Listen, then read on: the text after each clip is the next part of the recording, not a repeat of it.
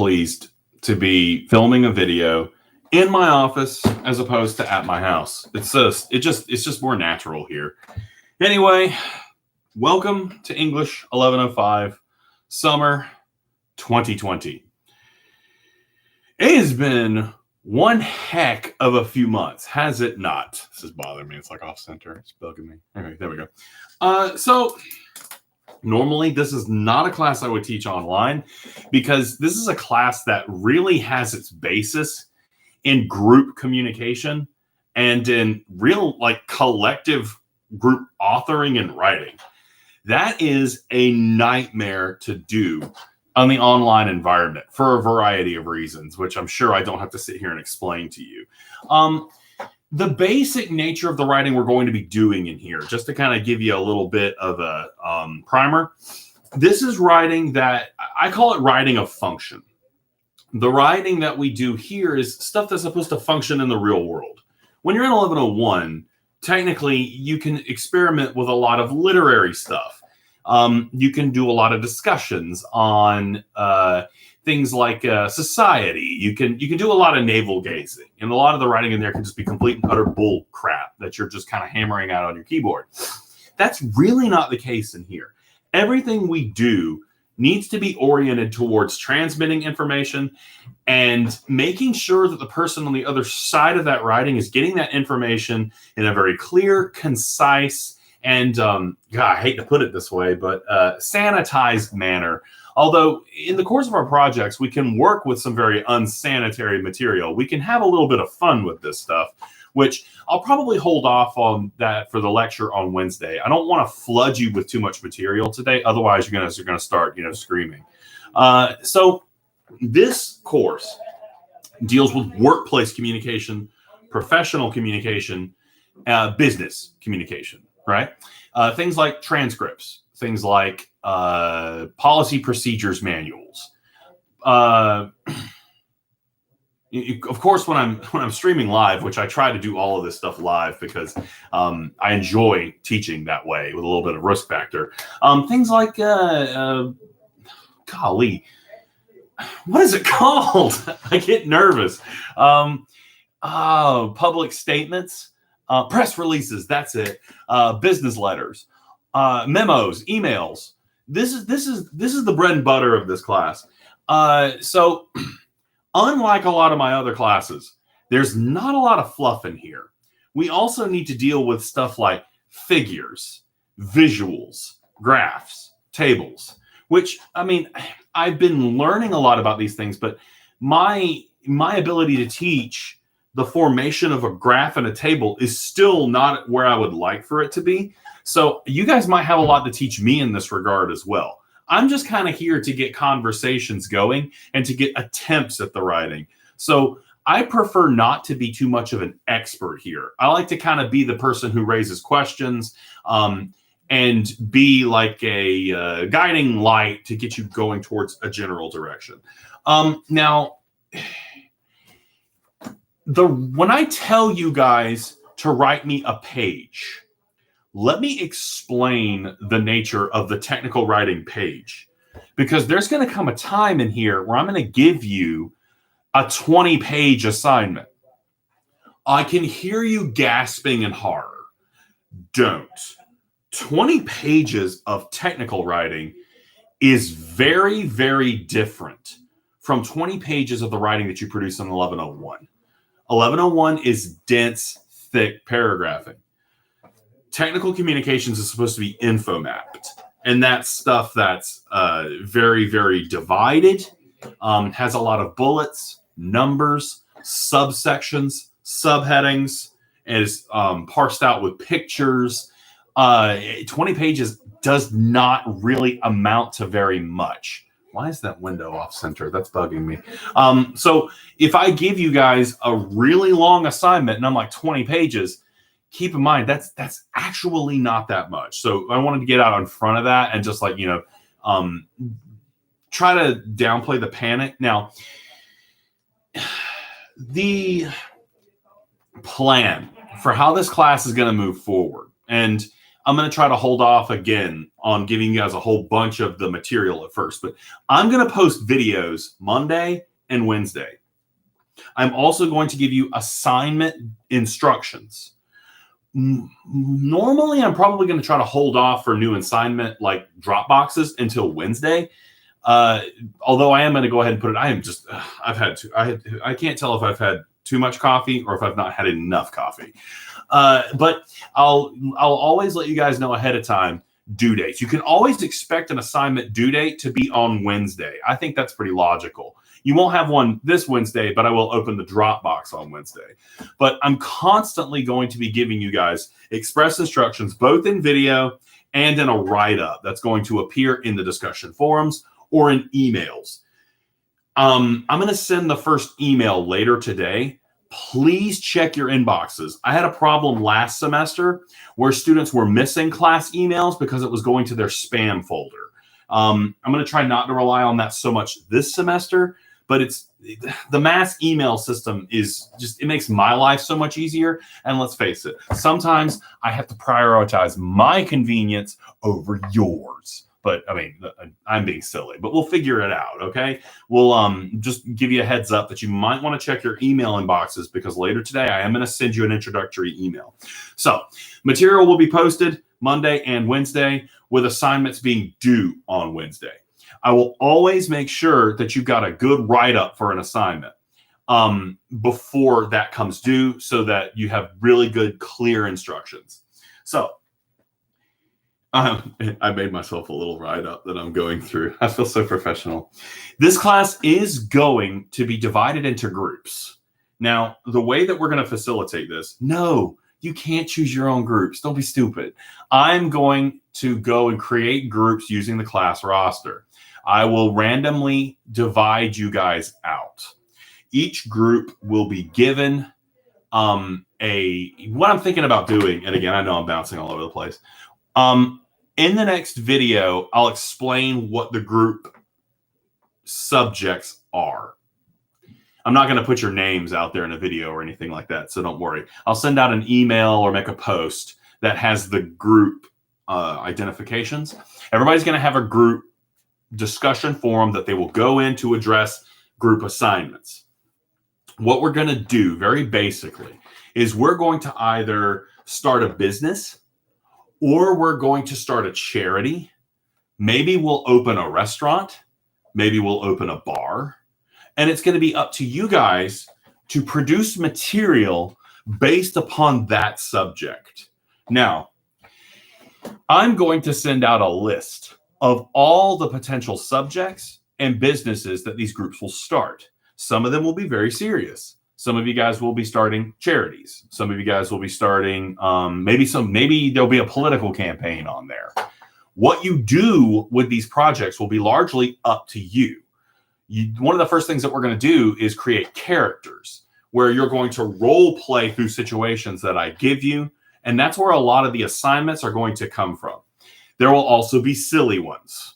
One of my favorite group assignments that comes up over and over and over again is I had people start a criminal cartel. That is always a popular one.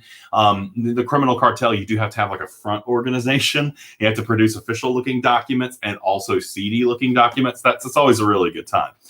How are we going to determine what the group subjects are?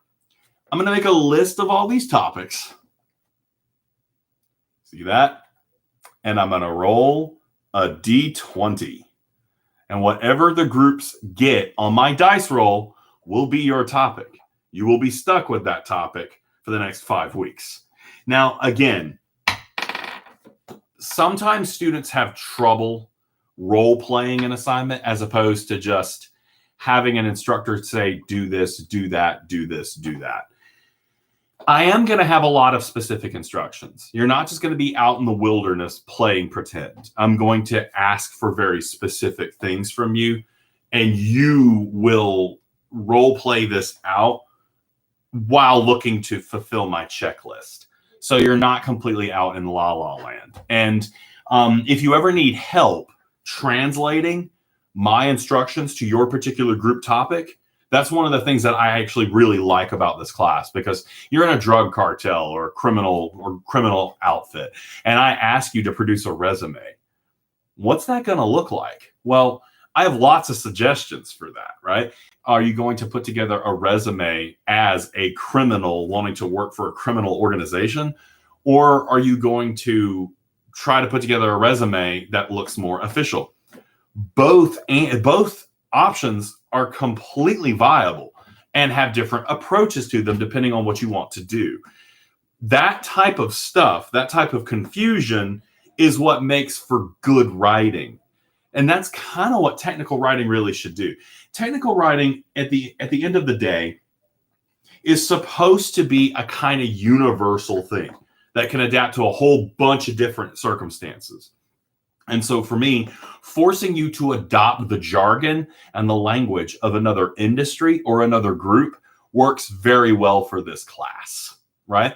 So again, don't panic if this is extremely uncomfortable for you.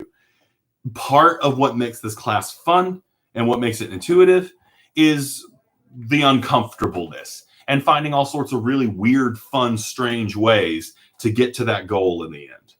Now, I'm trying to think of what else we need to talk about. We are going to try, this is a first time for me too. We're going to try to do concurrent sessions once a week. I'm thinking Wednesdays. I will designate a time that I will be online to chat with you, either in an environment like a video chat using Microsoft Teams, where you can actually kind of sort of call in, and we can even treat it as kind of an extra class if we want, where multiple people can dial in and I can discuss the assignments with you and answer questions. I'll also count, if you want to come on during that time and go into the discussion forums, I'm going to create a general question and answer discussion forum today. That will just be a place for you to go and ask questions. And you can do that anytime. But if you want to do that during the concurrent session, that would be really cool too. I'll have whatever video format I want to use up, and I'll also be looking at the discussion forum at the same time. And if I see really good content coming in the discussion forum or in the chat room, I'll bring that up in the concurrent session. So there's a lot of ways that we can kind of do this to emulate that classroom feeling without making it burdening to you. If you can't make it to a concurrent session, as long as you're participating in the other stuff that's going on in the class, as long as you're doing the discussion questions, as long as you're doing the textbook reading, which don't worry, I'll talk about in a minute, that'll still count for your attendance. I'm not going to count you absent because you can't make it to the concurrent session. I'd like to do that in a way that it's more an extra as opposed to a requirement. I think that's much, much more fair. I've already gotten some emails about how some of you guys don't have webcams. As of right now, you might want to think about trying to get a webcam, because otherwise, I don't know if you're going to be able to take the final. We use ProctorU. And ProctorU is a system where you dial in and someone monitors you taking the test. I would very much not like to do this, but it is a requirement. And as far as from all the things that I've heard from admin, I understand why it's a requirement. So you might want to go ahead and invest in getting a webcam. You're not going to absolutely need one till the very end of the class. So you have a few weeks to do that. Should be able to get a pretty cheap one at Walmart. But at the same time, I do understand that this is a burden. So just keep in touch with me. Okay, we'll talk it out. We'll figure it out. I'll talk to my bosses on my end and see what we can do. Now, I think the only thing I have left for this first introductory video is the textbook. I do not like textbooks. I normally do not teach with a textbook. This one's actually kind of a good one. I hate when I look at the screen and it's backwards. I know it's going to be normal for you, but it looks backwards for me. And I'm like, we've entered the mirror universe. I'm really lame. Anyway, here's what we're going to do with this book. I would prefer to keep the use of the textbook as non-intrusive as possible. I don't like to grade material from a textbook, and I really hate making it a cumbersome part of the class. However, there's actually some pretty good stuff in here.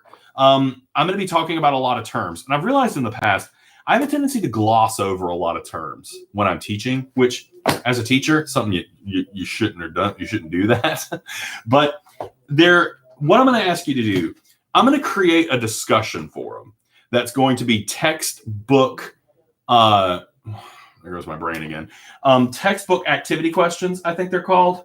Some of them are case studies. Every week, I want you to read 2 chapters. Now, this is not exactly in-depth reading. Exercises. Textbook exercises is going to be the name of the discussion forum. The textbook is very dry, very straightforward. This is what technical writing is. I mean, it's technical writing, so I guess we can't really make it too terribly exciting. 2 chapters a week. So this week, chapters 1 and 2, there are activity questions at the end of every chapter.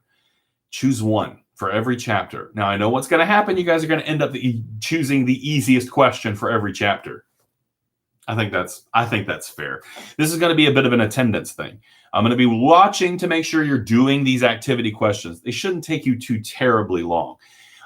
If you end up reading the book and kind of skimming it a bit, I don't know if there's any way to really read this book without just kind of treating it like technical writing and just digesting the stuff that seems to be the most important. It's what I did in grad school. You think I actually read The Fairy Queen by Edmund Spencer? No. I did skim it. Please. If Dr. Griffin never sees this video, she's going to be very disappointed in me. I'm never going to understand how I made an A on that final. I miss my weird tangents. Anyway, 2 chapters a week. I'm not even sure if that's going to take us through the whole book. It's going to be like 10 chapters. I might come up with a way to throw the last chapters in as a kind of bonus. So as long as you're doing that, I'll know that you've ingested at least a chunk of the stuff from the book. And at the very least, it's probably going to make it easier for you to understand some of the stuff that I'm plowing through. And I'm going to try to make sure I bring up the terms that you're encountering in the lessons and in the discussions so that you'll be like, oh, I read about that. It's like kind of like one of my favorite things when like the title of a movie comes up in the movie, like We Are Hunting for Red October. They said the title. And yeah, I know I'm stealing that from Family Guy. Shut up. So anyway, this is the basics of how the class operates. For today, all I really want you doing, I'm going to start, and I'm going to actually follow this up with a write-up in a minute. I'm going to start a general questions and answers thread in lessons. It's going to be a discussion forum. It's going to be a lot of discussion forums in this class, but it is kind of just the easiest way to do things. So I'm going to start a general questions and answers thread. I want you to go and ask a question, even if it's like, Mr. Bailey, why are you so awesome? Talent.